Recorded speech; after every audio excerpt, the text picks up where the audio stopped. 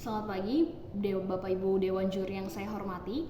Para hadirin sekalian, perkenalkan saya dari tim oposisi. Dan pada kesempatan ini saya akan menyampaikan argumen yang menolak mosi.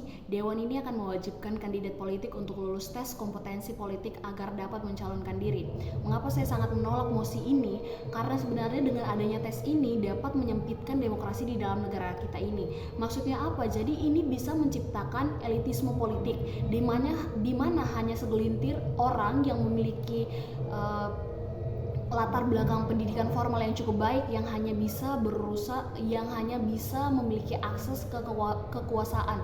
Sedangkan untuk orang-orang yang bisa dibilang tidak memiliki pendidikan formal yang baik, mereka hanya bisa mewakili aspirasi rakyat, sehingga dengan diwajibkannya tes kompetensi ini sebenarnya bisa membatasi hak individu untuk mencalonkan diri dalam pemilu, di mana yang kita ketahui bahwa demokrasi itu mengutamakan kebebasan bagi setiap warga negara untuk berpartisipasi dalam proses politik, termasuk sebagai kandidat. Dan jika tes kompetensi ini tetap diterapkan, hanya orang-orang tertentu yang memiliki pengetahuan politik tertentu, merekalah yang bisa mencalonkan diri, di mana ini sebenarnya bisa berpotensi untuk mengurangi pluralitas dan juga representasi yang seharusnya muncul di dalam politik. Kemudian dengan adanya tes ini sebenarnya tes ini bisa dibilang melanggar prinsip demokrasi yang ada di negara ini dan juga hak politik warga negara.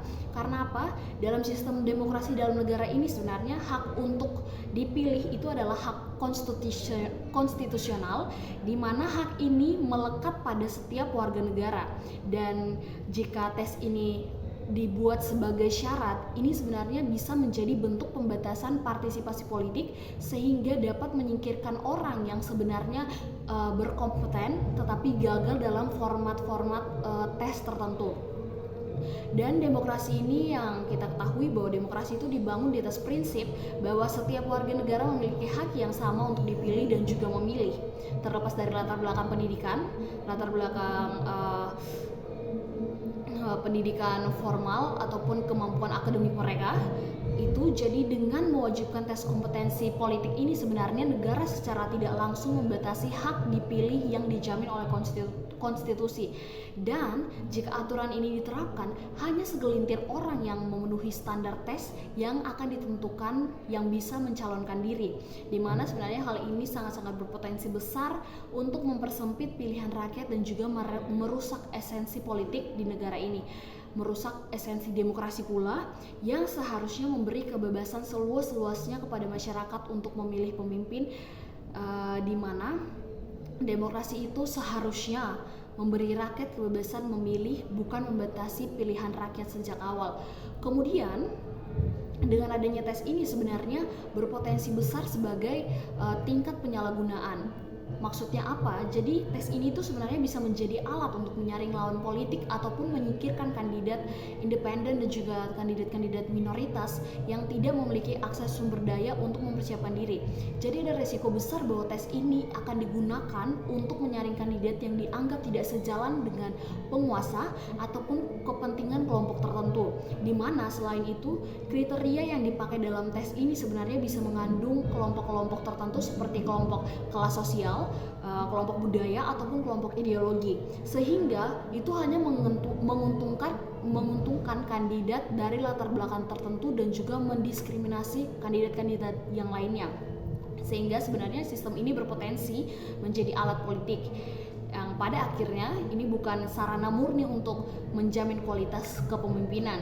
Dan selanjutnya adalah dari tes ini sebenarnya perlu diketahui bahwa pada dasarnya tes ini tuh bukan sebagai tolak ukur untuk kompetensi politik.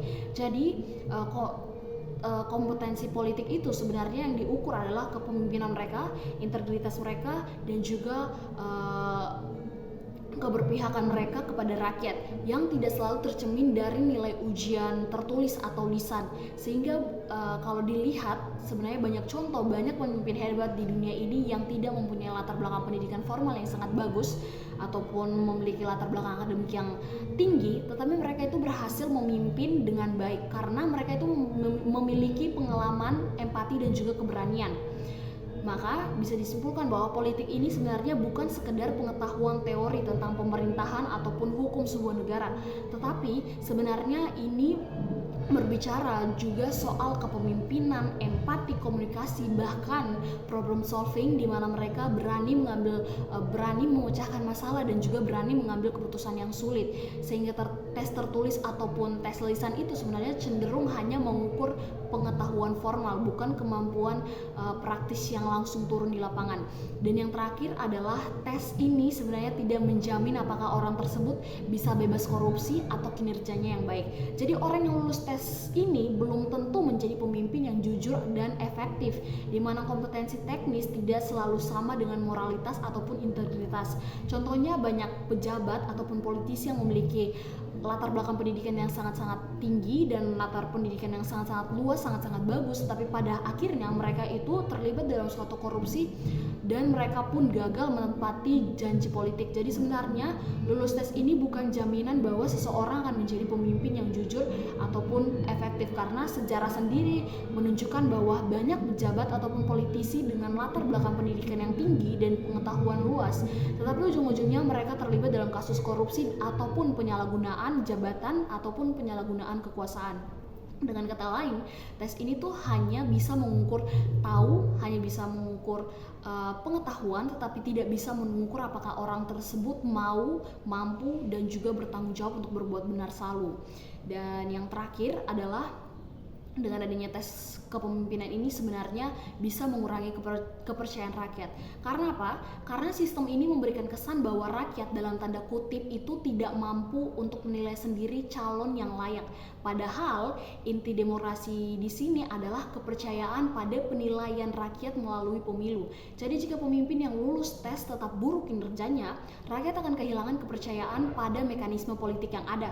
Padahal inti demokrasi di sini adalah mempercayai rakyat untuk menentukan masa depan mereka melalui pemilu jika pemimpin yang sudah diseleksi lewat tes ternyata tetap gagal memimpin.